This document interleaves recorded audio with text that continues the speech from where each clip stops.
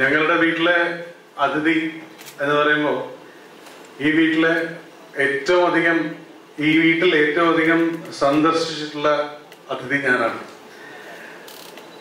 ജയറാമേട്ടനെ മാറ്റി നിർത്തി പറയല്ല. കാരണം ജലീലിക്കായിട്ട് ഏറ്റവും കൂടുതൽ സമയം ചെലവഴിച്ചിട്ടുള്ള ആളുകളിൽ ഒരാളാണ് ഞാൻ.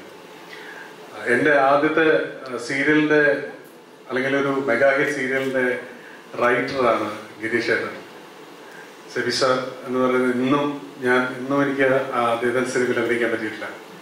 രസം വെച്ചാല് ഞങ്ങളുടെ വീട്ടിലെ അതിഥികളിൽ എന്നെ വിളിച്ചതാണ്, എനിക്ക് വരാൻ പറ്റിയില്ല.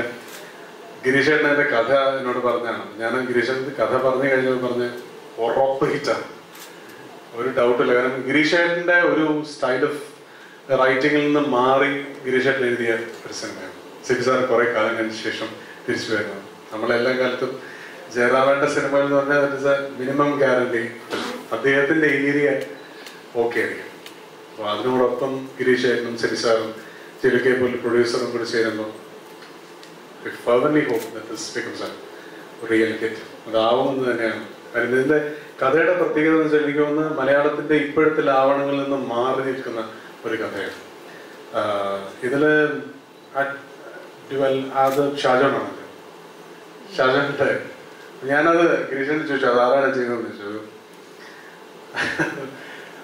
ഒരുപാട് സ്കോപ്പുള്ള ഒരുപാട് നർമ്മ മുഹൂർത്തങ്ങൾ, അതും നർമ്മത്തിന് വേണ്ടി നർമ്മമല്ല, നമ്മളൊരു ഫാന്റസിയോ റിയാലിറ്റിയോ ഒന്നും അറിയാത്ത ഒരു തട്ടിൽ നിൽക്കുന്ന ഒരു സിനിമയാണ്. അതായത് എനിക്ക് ഇത്ര ആധികാരികമായി ഞാൻ ഗിരീഷേട്ടനെക്കാളും ആധികാരികമായിട്ട് പറയുന്നുണ്ടോ എന്ന് എനിക്ക് സംശയമുണ്ട്. കാരണം ഞാൻ ഈ കഥ കേട്ട ആളായതുകൊണ്ടാണ് പറയുന്നത്. ഈ സിനിമയിൽ ഭാഗമാവാൻ കഴിയാതെ പോയത് വിഷമിക്കുന്ന ഒരാളായതുകൊണ്ടാണ് പറയുന്നത്. സോ എല്ലാവർക്കും വേണ്ടി, നിങ്ങൾക്ക് എല്ലാവർക്കും വേണ്ടി, ജലീലിക്ക് വേണ്ടി, ജയറാമേട്ടന് വേണ്ടി, സെബി സാറിന് വേണ്ടി, ഗിരീഷേട്ടന് വേണ്ടിയും സിനിമയിൽ വർക്ക് ചെയ്ത എല്ലാവർക്കും വേണ്ടി ഈ സിനിമ ഒരു വലിയ ഹിറ്റ് ആവട്ടെ എന്ന് ഞാൻ ആത്മാർത്ഥമായി പ്രാർത്ഥിക്കുന്നു.